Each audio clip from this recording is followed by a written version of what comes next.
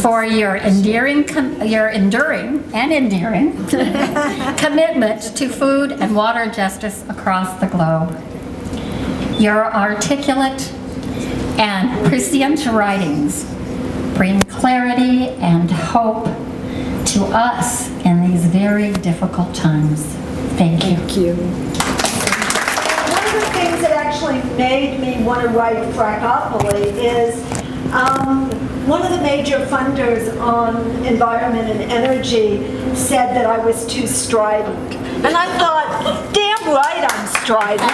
We're about to lose the planet, right? I think the oil and gas industry do really stand out for how they have really created a lot of power. In about 1910, it was federal tax dollars that developed the technologies, the patents, and more recently the technologies to actually be able to do the fracking that's going on now. Of course, the industry worked with this research, but it was decisions made by our policymakers. They told us in the 80s and 90s when they deregulated that it was going to bring choice, that it was going to bring renewables. We hear about the market bringing renewable energy, changing the energy mix, but we're not anywhere near where we need to be. And we really need to stop talking about this nonsense that the market alone is going to get us there. It's public policy, it's decisions. We need to keep fossil fuels in the ground, and this is way long overdue. And this debate over a few large corporations controlling, or a few big interests controlling the nation has been around since the very beginning. Thomas Jefferson wanted to put in the Bill of Rights that we should be free of monopolies. And of course, Alexander Hamilton represented big banks and believed in monopolies. But this has been an ongoing debate, and I think that we've been losing that debate recently, and that's why we have had, over the last few decades, a few very, very large oil and gas companies controlling the debate over both what our energy mix is, the research going into energy, and really corrupting public policy. And let's face it, it's not just the oil and gas companies. What's happened to our media over the last, especially 40 years, the major consolidation, I think that that's why we're being told the lies about a lot of things, right? We have about six media companies that control most of the communications that we have. And when you look at this relationship, the interlocking boards of directors with the oil, with the banks, with other corporations, with utilities, with a lot of trade associations that have a nonprofit status, and the media, you can understand why we are where we are today. It's not that Americans don't want to do the right thing, they're just not getting the right story. So, I think the good news is what we've already heard. There's a huge movement. The movement is about fracking, it's about extreme energy.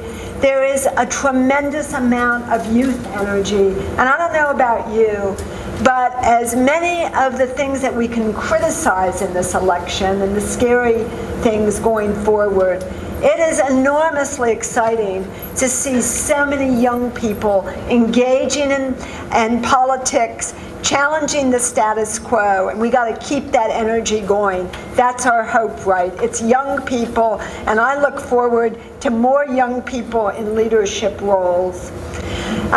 We've managed to get legislation introduced so we can do some education of some more progressive members of Congress. We have about 37 sponsors in this legislation now. We are very excited to be part of a big coalition effort the day before the Democratic Convention, because we really have to hold our Democrats accountable too, right? We need we need them to be pushing the envelope.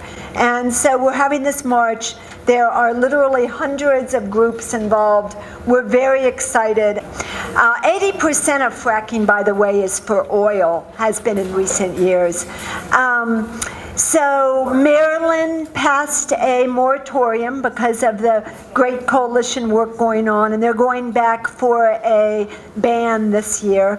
There are hundreds of local resolutions. There's going to be a big ballot initiative in Colorado this year, one of the biggest environmental issues of this election, I think.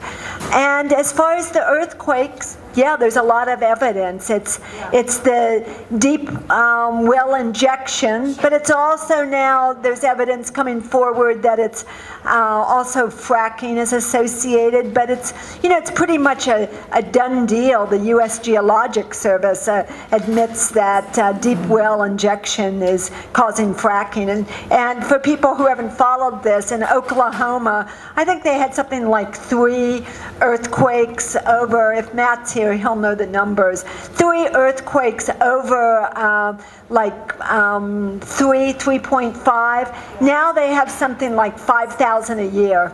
I mean, it's really incredible. Depends on the geology, but I mean, that's the whole thing about fracking. Nobody really knows what's going on that deep underground. Of course, over a 20-year period, methane is about 84 times more potent greenhouse gas. So the whole idea that we're just looking at carbon is really crazy, and there's a lot of research on that now. It doesn't matter whether it's worker safety, the way that they build pipes. It's all about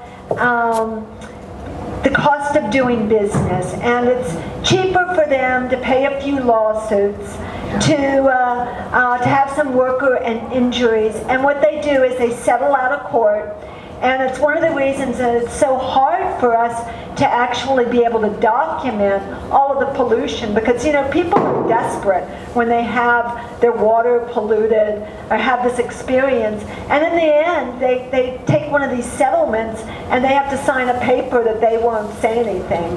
So I think that's one of the biggest issues, is the non-disclosure. In the Democratic race, we have had Bernie Sanders, of course, say that he completely supports a ban on fracking, and Hillary Clinton has had to skate a little bit closer to that, and it became a major issue in some of the Northeast states.